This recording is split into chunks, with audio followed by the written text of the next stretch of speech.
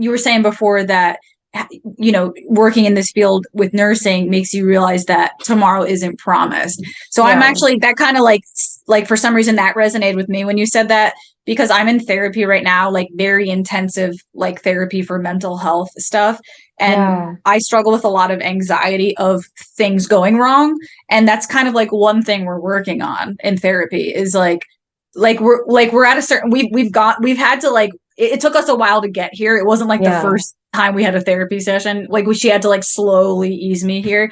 And now we're like at the part in the therapy where she's like, you have to accept that anything could go wrong. So like all this anxiety that's controlling me and like controlling my everyday life, I have to just accept the reality that the truth is like the things I'm thinking about could happen. Like, you know what I mean? The thing like that's, and it's not so much like you can't dwell in that anxiety. You have to just like somehow get to a point where you can't change it either way. Yeah, like you have to get to a point where that's what the therapist is saying is like you eventually have to get to a point where you accept that that's just the reality of life. The reality of life is just like anything could go wrong. Anybody could get cancer. Anybody could lose a loved one. Anyone could get cheated on. Anybody like it's like the anxiety is real, like it for a reason because it could happen, but like you can't dwell in it and not take action in your life because of it. You know? Yeah, you can't let it affect your decisions and your day to day.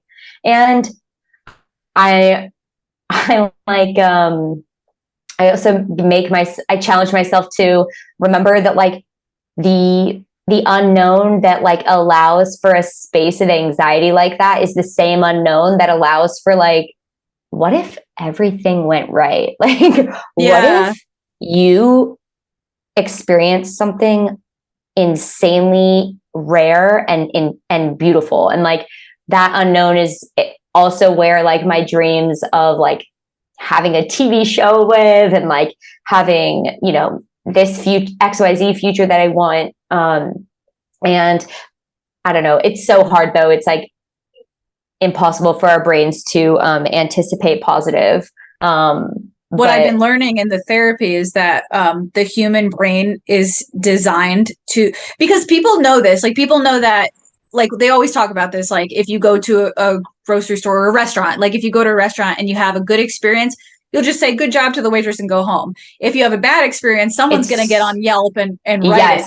And you know, that's something we're all aware of. What I'm learning now in therapy is that our brains are designed that way to keep us alive. So like we don't think about those positive things. We hook to the negative things because those negative things come across to us as a threat.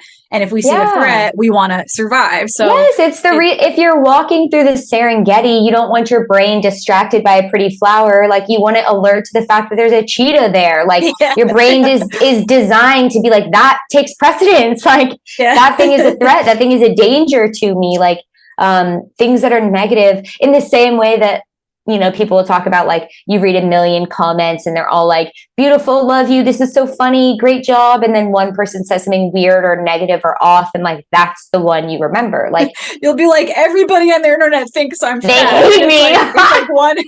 It's like no one person called you fat. Like no one else said that. You know? Exactly. But you're completely right. I mean, like chemically we give more weight to the thing that's negative.